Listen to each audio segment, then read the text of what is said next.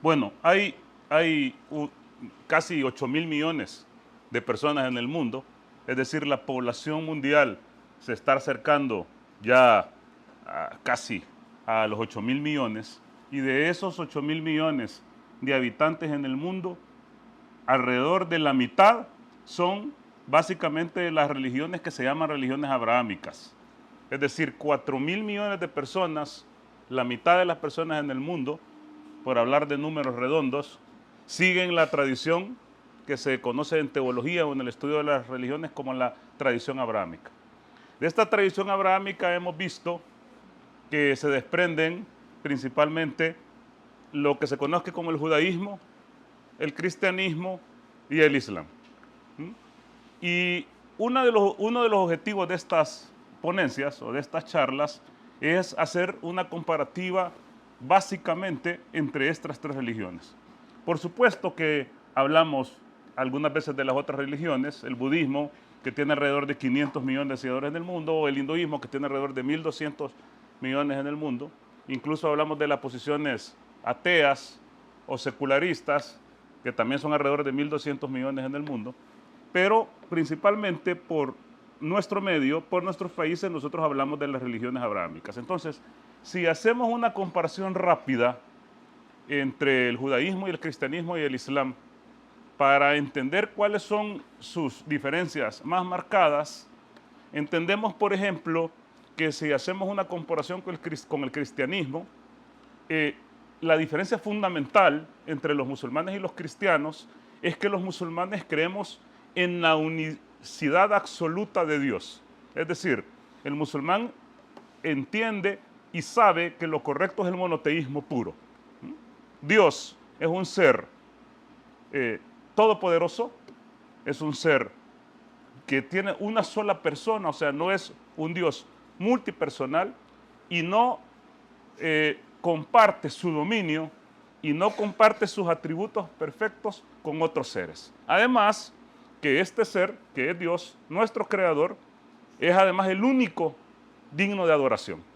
Y todos los demás seres, todo lo demás que existe, absolutamente todo, es siervo y creación de este Dios. La perspectiva cristiana es que Dios es un Dios tripersonal, al menos en el cristianismo mayoritario, que es el cristianismo trinitario. Entonces Dios no es una sola persona, sino que Dios tiene tres personas con las que comparte atributos.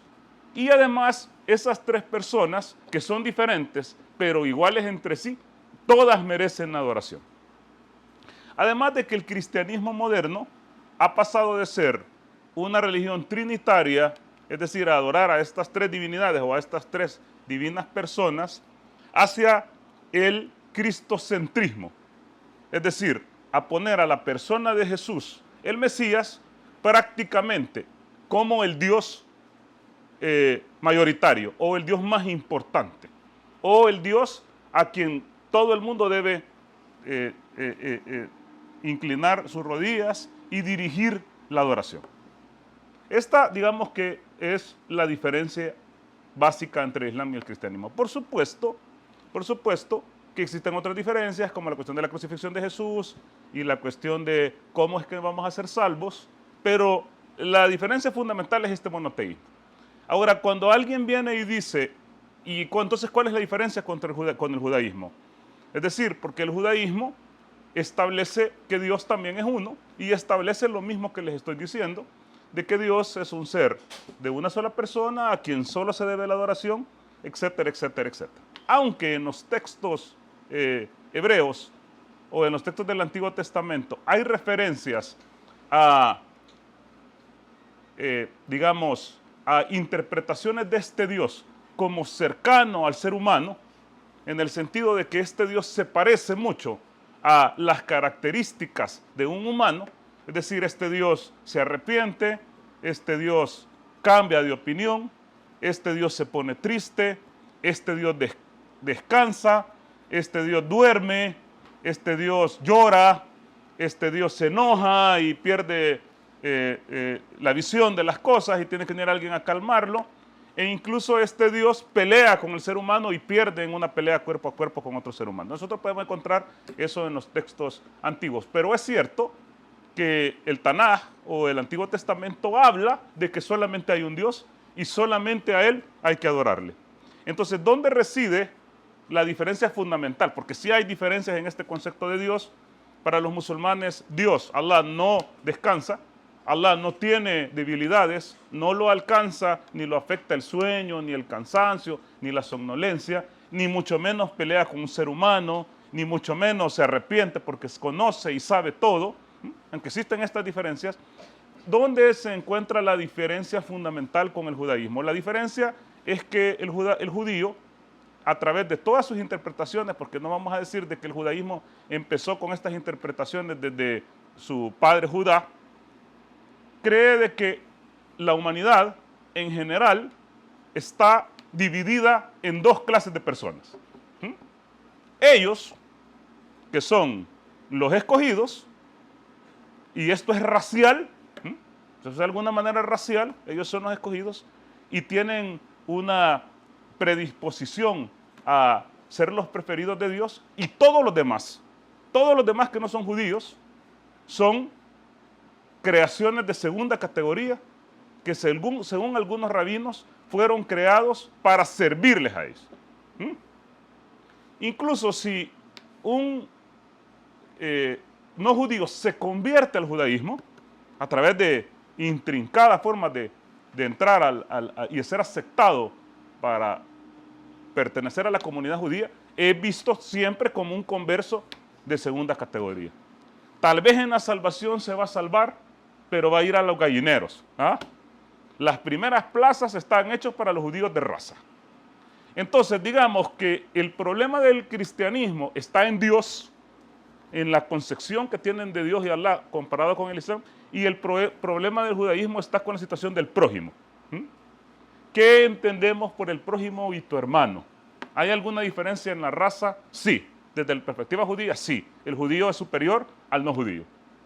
De hecho, ellos utilizan una palabra o dos palabras que vienen de la misma raíz en hebreo, que son peyorativas. Es decir, se utiliza de manera despectiva. Todos los que no son judíos son llamados goyim o goy, que se ha traducido en el latín como gentiles. Entonces, estos goyim, que somos nosotros, todos los que no somos judíos, somos absolutamente seres de segunda categoría. Y la Torá, que es la ley, no aplica en ningún sentido para nosotros, e incluso es prohibido que un goyim estudie la Torá. De hecho, algunos rabinos en la Gemara o algunos rabinos en el Talmud dicen que el gentil que lea la Torá merece la muerte, porque la Torá es exclusiva y pura solamente para los judíos. Entonces, el problema fundamental está en la relación con el prójimo. ¿Quién es el prójimo y cuál es la diferencia de las personas desde la perspectiva judía?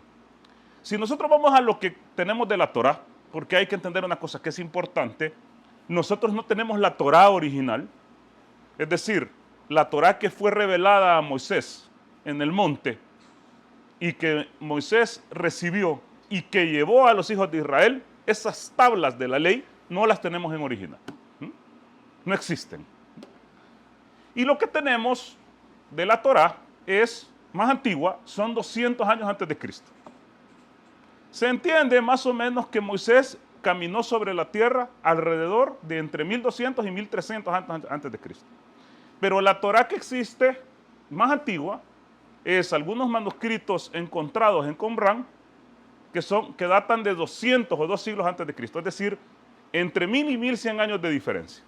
Y esa Torá fue reescrita y se sabe académicamente que la Torá tiene al menos 4 fuentes que la componen. Es decir, 4 escritores diferentes. Y cada escritor tiene una perspectiva diferente. En la tesis documentaria, que es la que a mí más me gusta, hay una fuente que se llama Yahidista, que cuando se refiere a Dios se refiere con el tetragramatón, o sea, Yahvé o Jehová, o la Elohista, que cuando se refiere a Dios se refiere a Elohim en lugar de usar Yahvé, y vemos que en la fuentes elogistas nunca se usa Yahvé y en las fuentes yahvistas nunca se usa Elohim para referirse a Dios. O también está la deuteronómica, que es la que escribe básicamente el Deuteronomio, y la sacerdotal, que es una fuente de los sacerdotes. Entonces, por lo menos se han identificado 4 fuentes en la Torá y cada fuente tiene una perspectiva diferente de ver a Dios. De hecho, en el Génesis encontramos un ejemplo interesante en el capítulo 1 y en el capítulo 2 que cuenta la creación de manera diferente. En el capítulo 1, Dios crea primero a los animales y después crea al hombre. Y en el capítulo 2 de Génesis, Dios crea primero al hombre y después crea a los animales, de una manera distinta, porque son 2 fuentes distintas. Pero lo que quiero decir es que no tenemos la Torá original y no tenemos la manera de saber qué es en realidad lo que Dios le dijo a Moisés. La única manera de saberlo desde la perspectiva islámica es ir al Corán, porque el Corán menciona algunas veces y cita lo que la Torá decía. Y nosotros como creyentes sabemos que esto es cierto, pero históricamente hablando no podemos saber qué es lo que decía la Torá simple y sencillamente porque no la tenemos. Ni siquiera tenemos el hebreo antiguo que se perdió en las conquistas que hemos hablado de Asiria y de Babilonia, pero no quiero aburrirlos con historia. Entonces, cuando leemos los libros de la Torá, no podemos decir estas son las palabras de Dios.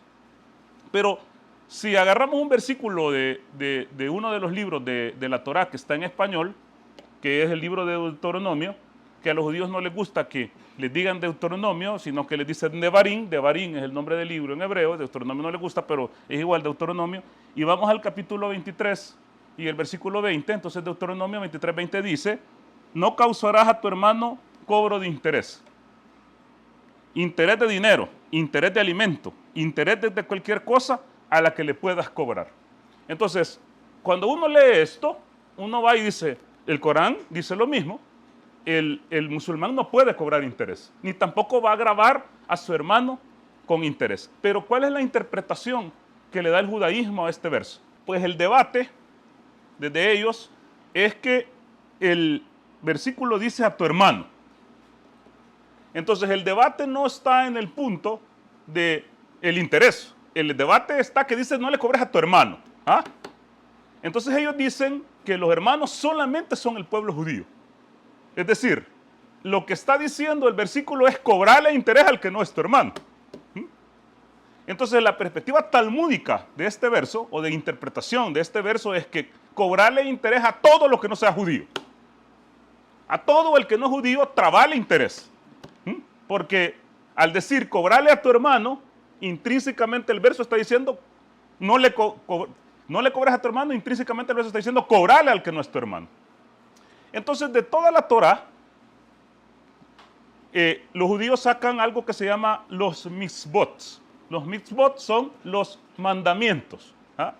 Estos mandamientos que están dentro de la Torá escrita, ellos los han sumado y han sacado 613 mitzvot a través de estas interpretaciones. Entonces el mitzvot número 572 dice, no le cobres interés al judío. No le cobres interés a tu hermano judío. Eso es lo que dice literalmente. Pero el 573 dice, préstale al gentil con interés. Ni siquiera mira si le prestas, sino que una orden. Préstale a tu hermano sin intereses y prestarle al goyín o al goy con interés. Entonces vemos que desde ahí ya se desprende dentro de la imaginería judía y dentro de la exégesis judía y dentro de las interpretaciones judías que el goyín, es decir, el gentil, el no judío, es diferente que el judío. Y aquí ya empiezan los problemas. Cuando uno se va a las deliberaciones del Talmud, es decir, cuando uno va y va a escuchar qué es lo que dice el Talmud contiene como las interpretaciones y las discusiones sobre estos versos y las fatuas, digámoslo, resoluciones de los rabinos judíos, y empezamos a leer varias, nos damos cuenta de que desde la perspectiva religiosa, el goyín es algo muy inferior al judío.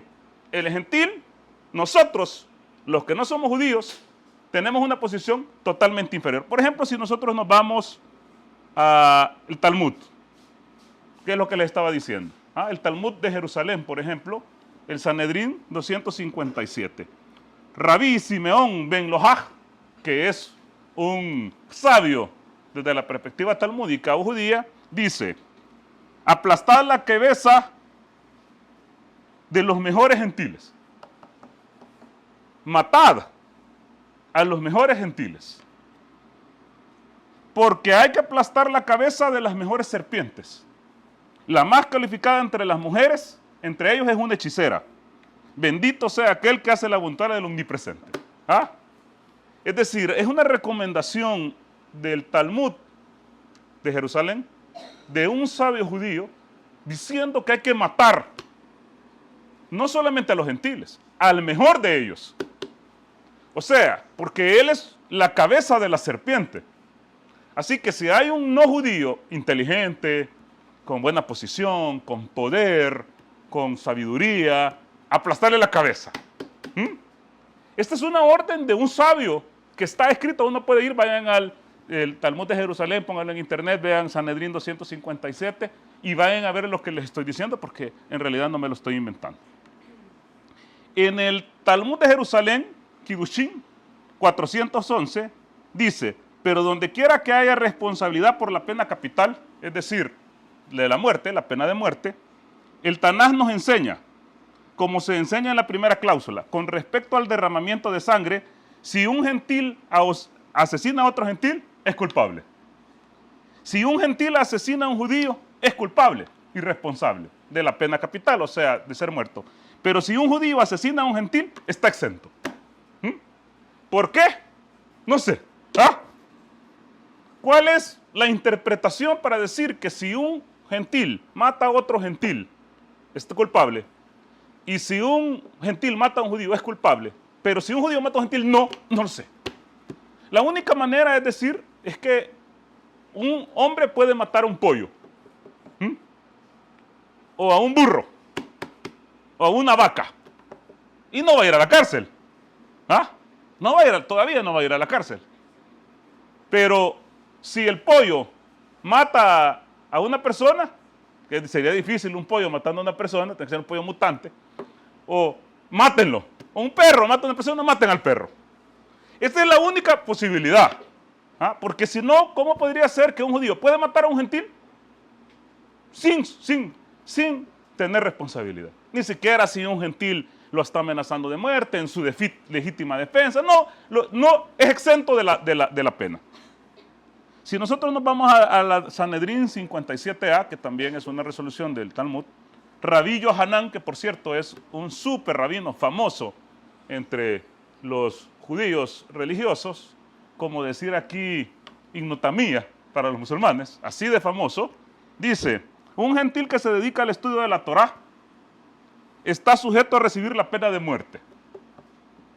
Como está escrito, Moisés nos ordenó una ley de Torá, una herencia a la congregación de Jacob, indicando que es una herencia para nosotros y no para ellos. Es decir, que ahorita yo, que soy por cierto un estudioso de la Torá, merezco que me maten. Y tengo la pena de muerte. Esto es del Sanedrín, en el libro religioso de ellos. Imagínense que nosotros tuviéramos un versículo así, o un hadiz del profeta, o una orden de nuestros sabios, diciendo: vayan y maten a los que no son musulmanes. Y si estudian el Corán, quírtenles la cabeza. Pero eso está en internet o en cualquier biblioteca. De hecho, por aquí tenemos el Talmud babilónico y el de Jerusalén.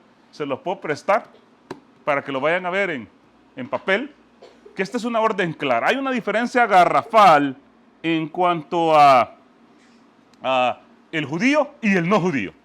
Esto explicaría mucho lo que está pasando en Palestina, por ejemplo. Y cómo uno ve cómo matan desenfrenadamente, indiscriminadamente a niños. Cómo vienen y los revientan. Cómo matan mujeres, ancianos, como si los ven como animales. Alguien podría decir: no, es que esa no es la perspectiva religiosa judía. Y hay una cosa que quiero decir. Por ejemplo, si alguien me dice: hay racismo en el Islam, yo voy a decir: no. el Islam está libre de racismo, porque en nuestros libros, tanto del Corán como de la tradición profética o de la Sunna, no hay un verso que diga, vayan y ustedes son superiores. Ni en raza ni en religión siquiera. Porque ser musulmán y decir yo ser musulmán no es palabras. Lo que dice es que la diferencia está en el corazón de la gente. Pero el problema es que la piedad y el corazón no lo puede evaluar tan fácil la gente. Yo no puedo ni decir a alguien, yo soy superior a vos porque yo tengo más piedad que vos. ¿Cómo puedo decir eso si yo no sé cuál es el corazón de esa persona?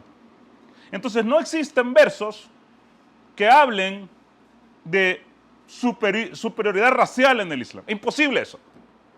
Pero si hay racismo entre los musulmanes, puede que haya racismo entre los musulmanes. Puede que algunos sauditas se crean superiores a los de Pakistán o a los egipcios, por ejemplo.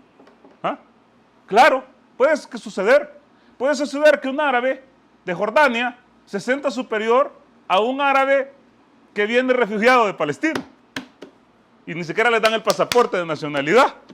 Aunque haya nacido ahí en 5 generaciones. Claro, racismo, sí. El punto es, ¿eso es islámico? Es decir, ¿eso es lo que ordena la religión? No, por supuesto que no. Si hay un musulmán haciendo eso, está yendo en contra de nuestra fe, en contra de nuestra ley, en contra de nuestros mandatos, en contra de nuestro libro sagrado, en contra de la tradición del profeta. Claro, es un musulmán pecador que no sigue las normas islámicas.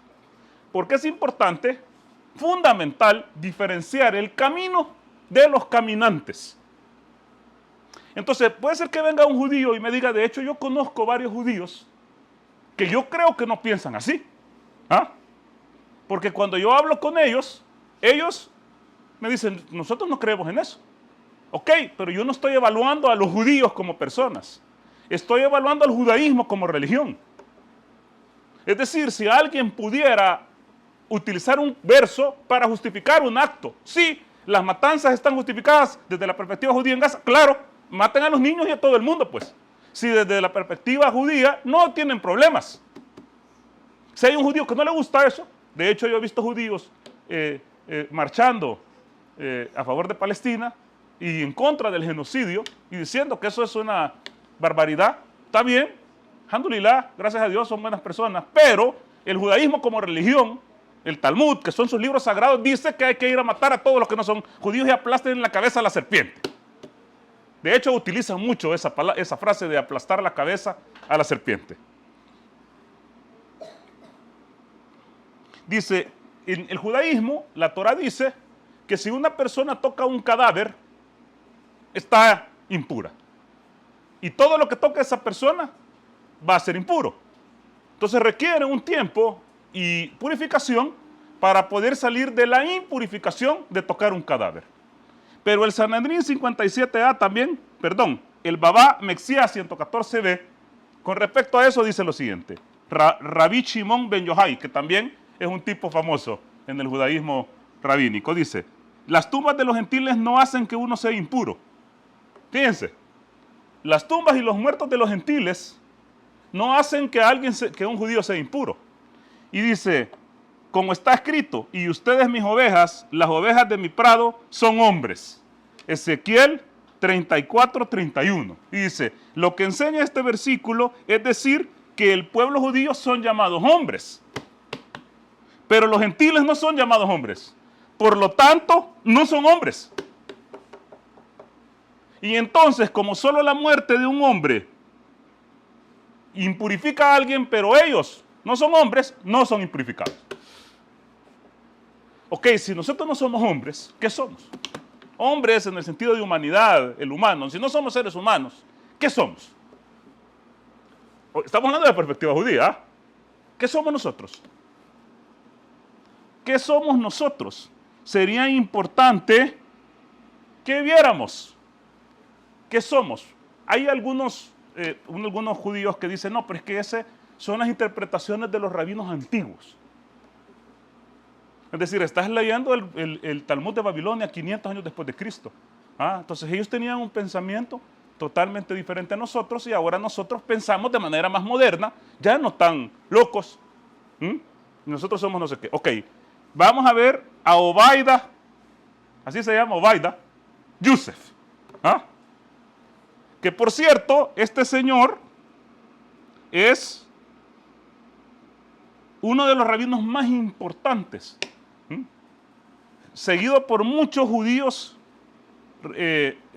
sefardíes, que fundó el partido Shah, y son dogma para un montón de judíos ortodoxos en el mundo. De hecho, él pertenece a la coalición que lidera Netanyahu.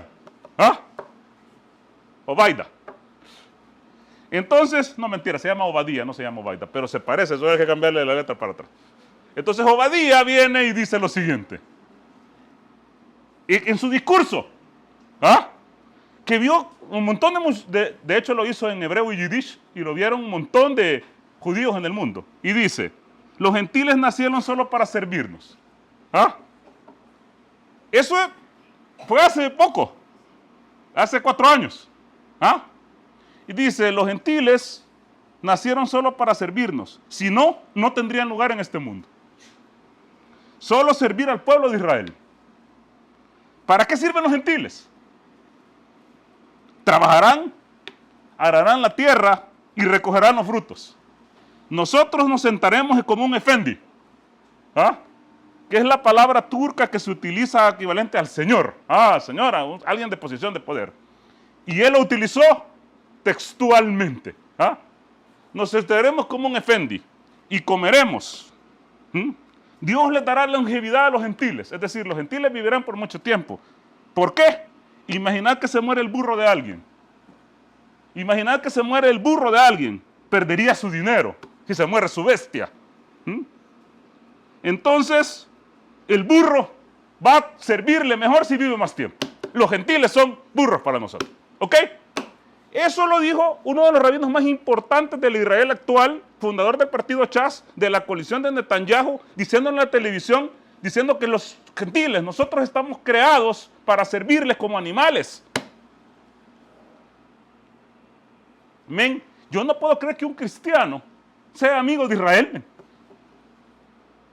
Que el israelí, cree que es un burro. Cree que es un ser inferior. Cree que es alguien que solo nació para servirle, como los animales de carga con nosotros. Entonces, estas personas que piensan así, esta gente que está en el ejército, ¿ustedes creen que tienen un problema para las crías de los burros de Gaza? Todos los de Gaza son burros y sus hijos son burros. Son animales. Entonces hay que matarlos, destrozarlos. La única razón por la que a veces se detienen es porque el mundo está presionando. Pero si ellos tuvieran la libertad, arrasan completamente Gaza y Palestina. Yo no sé cómo hay gente que tiene relaciones diplomáticas con esta gente. Perdónenme lo que estoy diciendo. Tienen relaciones diplomáticas y piensan así, salen a la televisión diciendo así. Eso no es tener honor ni vergüenza. Ahora, cuando uno viene y saca esto, viene y dice, no, pero es que eso está bien, ese es el Antiguo Testamento. El cristiano dice esto, este es el Antiguo Testamento. Yo le digo, sí, los judíos solo tienen eso. Los judíos no tienen Nuevo Testamento, solo tienen Antiguo. Su ley, sus libros, se basan en el Tanaj, el Antiguo Testamento llamado por los cristianos. Entonces no tienen Nuevo Testamento. Incluso si el Nuevo Testamento dice otra cosa, ¿qué le importa si no creen en eso? Entonces toda la ley la siguen en cuanto al Antiguo Testamento. Pero nosotros sabemos que Jesús, la pasada con él, caminó en esas tierras que antes eran Judea, Samaria, Galilea, Idumea, Perea, que era la tetrarquía de Herodes. No se llamaba Israel y no se llamaba Palestina. ¿Ah? Ninguna de las dos. Esta era la tetrarquía de Herodes, que era cliente de Roma, por cierto. Entonces Jesús seguía las tradiciones de los judíos. Él iba al templo, porque el templo es lo que estaba parado en ese momento. Entonces el evangelio que habla de su relación con su gente, Jesús era levita, pero era de las tribus de Israel, de los hijos de Israel, cuenta su perspectiva en cuanto a la raza de maneras diferentes en los evangelios. depende del evangelio, Jesús se comporta como un racista o Jesús se comporta como debería de ser. Entonces hay un debate que a mí me gusta, que lo hemos visto varias veces, que está en cuanto a la salvación, que está en Lucas. Lucas era un gentil, el que escribió. El autor del Evangelio de Lucas, por su manera de escribir, algo que se llama filología, para entender quién escribió un documento, entendemos que era gentil. Obviamente él no se va a poner una pistola él mismo, va a disparar en el pie y va a poner esta basura racista porque se va a fregar él mismo. Entonces habla de Jesús como era, pero como nosotros sabemos que Jesús era un profeta de Dios, era un mensajero de Allah, era el Mesías, y sabemos que Allah no es racista, entonces sabemos que este debate que está en Lucas 10, capítulo 10, versículo 25, está más cercano al Jesús real, al Jesús histórico. Entonces 10:25 dice que llega un escriba donde Jesús, va a pasar con él, y le pregunta: maestro, ¿qué hay que hacer para ganar la vida eterna? ¿Qué tengo que hacer para ganar la vida eterna? Entonces Jesús le respondió. Le encantaba, según la tradición sinóptica, responder siempre con otra pregunta. Siempre que a Jesús le preguntaban algo, respondía con otra pregunta, según los evangelios sinópticos. Tiene lógica porque los 4 evangelios, Jesús es así. Entonces él siempre contestaba con otra pregunta. Los 3 evangelios, perdón, los sinópticos. Entonces viene Jesús y le dice que está escrito en la ley. Entonces el hombre le pregunta: ¿qué debo hacer para obtener la vida eterna? Jesús le dice que está escrito en la Torá. Entonces el hombre viene y le dice: ama al Señor tu Dios con todo tu corazón, con todo tu ser, con todas tus fuerzas y con toda tu mente.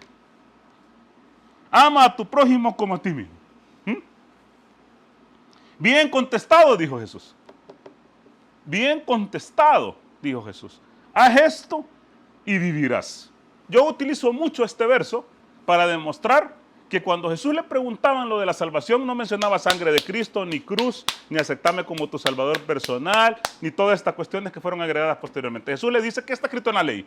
El hombre le dice: amarás al Señor tu Dios y lo pondrás primero sobre todo, y amarlo significa es uno, solo a Él adoración con todo tu corazón, no hay espacio para otro Dios, todo tu corazón significa tu adoración y tu mente y tu ser es solamente para Él, no existe otro, está implícito en el texto, y a tu prójimo como a ti. Ama a tu prójimo como a ti mismo. Entonces el hombre se quedó pensando. Jesús le dice: bien has dicho, y le pregunta: ¿y quién es mi prójimo? ¿Por qué? Porque según la perspectiva judía, estamos viendo, el prójimo no es el goyín, sino que el prójimo es el judío. Todos los demás no. Quería ver qué decía Jesús, para que Jesús le diga: tu hermano judío. Pero viene Jesús y le dice, bajaba, le contesta, contándole una historia, y haciéndole otra pregunta, como siempre. Él dice: bajaba un hombre de Jerusalén a Jericó y cayó en manos de unos ladrones. Le quitaron la ropa, lo golpearon y se fueron, dejándolo medio muerto. Resulta que viajaba por el mismo camino un sacerdote,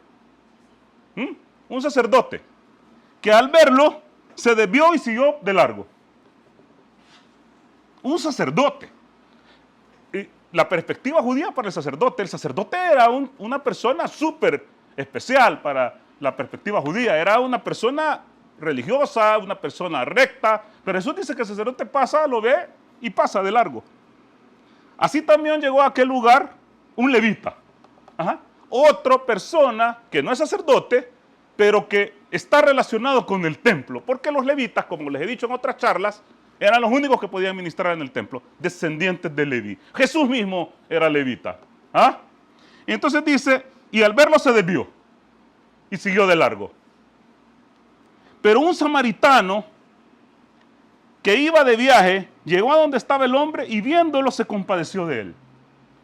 Este movimiento de Jesús de usar a un samaritano es espectacular, porque los judíos odiaban a los samaritanos. Los detestaban. Los veían como peor que cualquier otro gentil. Los samaritanos eran mezclados de las primeras tribus de Israel, tenían una Torá diferente, no creían en el templo de Jerusalén y ellos los veían como escoria. Jesús utiliza al samaritano en la parábola, complicado, ¿ah? Y dice, el sacerdote y el levita se fue al carajo y no le hizo caso al herido. Pero el samaritano, que iba de viaje y llegó donde estaba el hombre y viéndolo se compadeció. Se acercó, le curó las heridas con vino y aceite y se las vendó. Luego lo montó sobre su propia montura. Lo llevó a un alojamiento y lo cuidó. Al día siguiente sacó 2 monedas de plata, que es un montón de dinero, las monedas de plata, sacó 2 monedas y se las dio al dueño del alojamiento. Y le dijo, cuídamelo, y lo que gaste usted de más, de las 2 monedas de plata, que es un montón de dinero, yo se las voy a pagar cuando vuelva. Y viene Jesús y le dice, ¿cuál de los 3 piensas que es el prójimo? ¿Ah? ¿Cuál? ¿El levita, el sacerdote o el samaritano? El hombre, el escriba, que era también de los cercanos al templo y todo esto, no quería decir ni siquiera al samaritano. No quería pronunciar ese nombre porque ese nombre, para el judaísmo del siglo I, era como decir de Gaza. Va. Entonces le dice, el que se compadeció de él. Ni siquiera le dice el samaritano. ¿Ah? El que se compadeció de él. Entonces Jesús le contesta, increíble. ¿Ah? No le dice, sí, él esto. Le dices, entonces haz tú lo mismo. ¿Ah?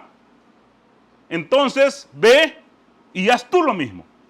Jesús en Lucas se desprende de la exégesis judía talmúdica de que el prójimo no es, el prójimo solamente es el judío y no es el goyín, no es el gentil. Jesús le dice, todos son tu prójimo. ¿Ah? Tenés que compadecerte incluso del samaritano. Y utiliza al samaritano, que era en ese momento lo más odiado para los judíos, más o menos como los palestinos. Y más o menos como los de Hamás. Ni siquiera de Gaza, de Hamás. Entonces Jesús le dice, no, tu prójimo, tu hermano, no es el de tu raza, papá. Es cualquiera. No son animales. Ve y haz lo mismo. Pero en Mateo 15 tenemos a Jesús, un Jesús parecido a los rabinos talmúdicos. Racista. Complicado. ¿Ah? Y lo que pasa es que la gente no lee o no lo quiere leer o se hace lo de los panes, pero está claro. Capítulo 15, versículo 21. Y habla de una mujer sirofenicia, cananea, de la región de Tiro y Sidón. Otros que los judíos odiaban. Pero odiaban más a los samaritanos y en segundo lugar los cananeos. De ahí todos los gentiles. ¿Ah? Entonces dice, una mujer que había salido de aquellas regiones clamaba diciendo, le gritaba, oh Señor, Hijo de David, ten misericordia de mí.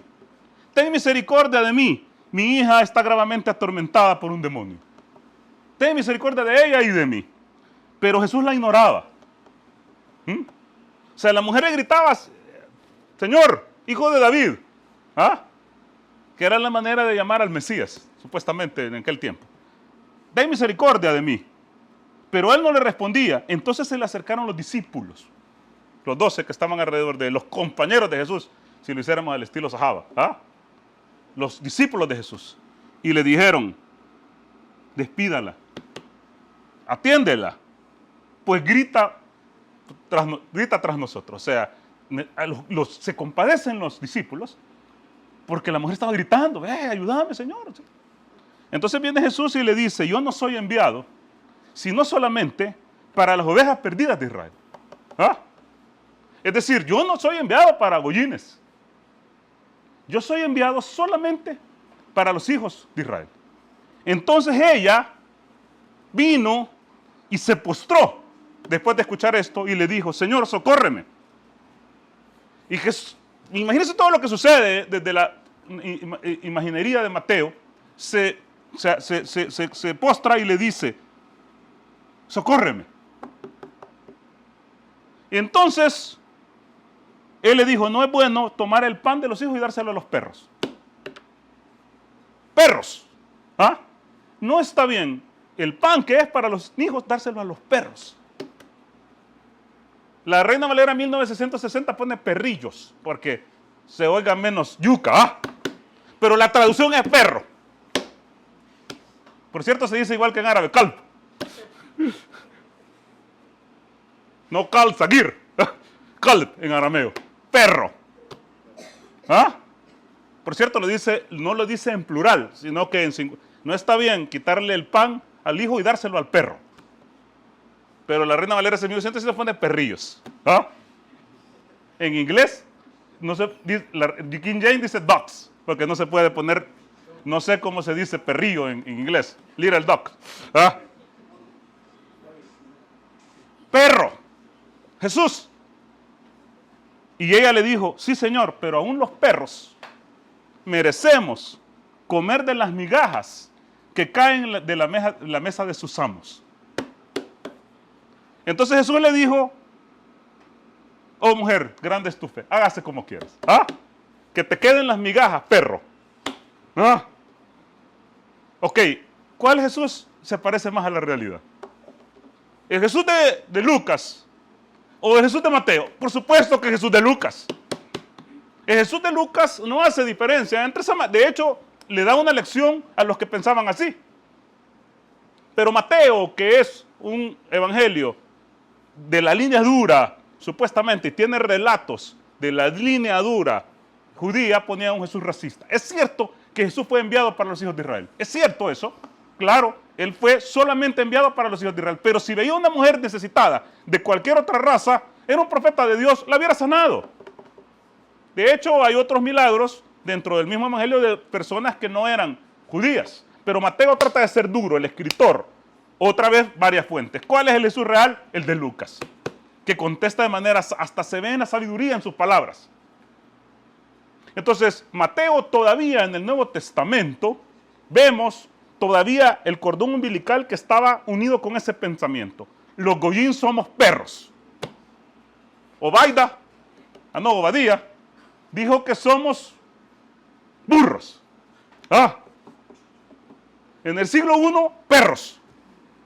Entonces esta es la idea que tiene Israel y el pueblo judío que sigue estas leyes.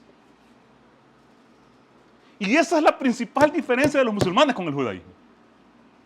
Fíjense bien que Jesús le dice, ¿qué está escrito en la ley? Amarás a tu Dios. Hoy Israel, el Señor nuestro Dios uno es, y a tu prójimo lo amarás como a ti mismo. ¿Dónde falla el cristianismo? En el primer mandamiento. Falla porque el primer mandamiento no lo cumple. Dios no es uno, Dios es tres. O tiene intermediarios, o tiene un hijo, o tiene alguien que muere en la cruz por él, o tiene falla en el primer mandamiento, porque el cristianismo tampoco es racista en el sentido de que sus libros no dicen que el cristianismo solo es para los judíos. No, el cristianismo en su teología, hay que decirlo, está abierto para todas las naciones. Entonces falla en el primer mandamiento y los judíos en el segundo. ¿Ah? Porque aunque crean que Dios es uno, creen que todo lo demás es basura. Todo lo demás es esclavitud. Todo lo demás está hecho para servirles. ¿Qué dice el Corán de esto? ¿Ah? Porque ¿qué dice el Islam para lo que yo estoy diciendo? ¿Cuál es la diferencia básica entre el musulmán y el judío? El Corán dice, oh humanos. Alá dice, oh humanos, humanidad. Todos los seres de esta tierra, oh humanos, los hemos creado a partir de un hombre, Adán, y de una mujer, Eva. Solo ahí inmediatamente uno dice, aquí no hay razas, man. Existe la raza humana. ¿Ah? La raza humana, el género humano, todos, judíos, negros, blancos, chaparros, gordinflones, guapos, de todo venimos de Adán y Eva. ¿Ah? Todos somos hermanos, todos, hermanos, hijos de una pareja, descendientes de un hombre y de una mujer. Entonces dice, oh humanos, os hemos creado a partir de un hombre y de una mujer, y de su descendencia os congregamos en pueblos y tribus. De su descendencia, os congregamos en pueblos para que os reconozcáis unos a otros. ¿Ah? El Corán establece, aunque hay división de pueblos, hay división de tribus, de idiomas, de colores, todos vienen de Adán y Eva. Y esta es una señal clara que no existe esta perspectiva judía. No existe esta perspectiva que es superior la raza. Y el profeta Muhammad, la paz sea con él, nuestro amado mensajero, dijo, el árabe no es superior al extranjero. Fíjense, el árabe, él era árabe. Y decía, el árabe no es superior al extranjero, ni el extranjero al árabe. Al otro lado, tampoco el extranjero es superior por ser extranjero al árabe. No importa que estén allá o aquí. ¿Ah? No importa que hablen árabe o no. Ni el árabe es superior al extranjero, ni el extranjero es superior al árabe, ni el blanco con el negro, ni el negro con el blanco. Sino que es superior únicamente aquel que practica una mayor piedad. Todos los hombres son ante Dios como las púas de un mismo peine. Entonces en el Islam es claro, clarísimo, que no existe la diferencia racial. Que un hombre no es superior en función de su color, de su idioma, del país donde nació, ni siquiera de su riqueza. De hecho, otro hadith o dicho de Muhammad, que está en Muslim, dice, ciertamente Alá no mira vuestra apariencia, ¿ah? No mira tu riqueza, sino que mira vuestros corazones y vuestras acciones. ¿Ah? Alá no mira tu cascarón, no mira tu color, tu riqueza, mira tu corazón y tus acciones. Entender también que Muhammad, la paz sea con él, es un enviado para toda la humanidad. Muhammad, sallallahu alaihi wasallam, no fue allá y dijo, yo soy para los árabes. Yo vengo para los de Meca, o los de Medina, o de los de la península arábiga, o de los beduinos. No, él dijo claramente que él era un mensajero para la humanidad. De hecho, el Corán, en la Sura 7, versículo 158, dice claramente, y no te enviamos, oh Muhammad, sino como albriciador, o sea, como el que da buenas noticias, y amonestador para toda la humanidad. El Islam, en sus bases, es una religión para la humanidad, es una religión que no tiene diferencias raciales, es no una religión que ve peyorativamente a la gente solamente en función de su color o de su estatus social o de su... Nada. El Islam solamente hace distinción en los corazones, en la piedad. Y los corazones solamente Alá los puede ver. Muchas gracias. Asalamu alaikum wa rahmatullahi wa barakatuh.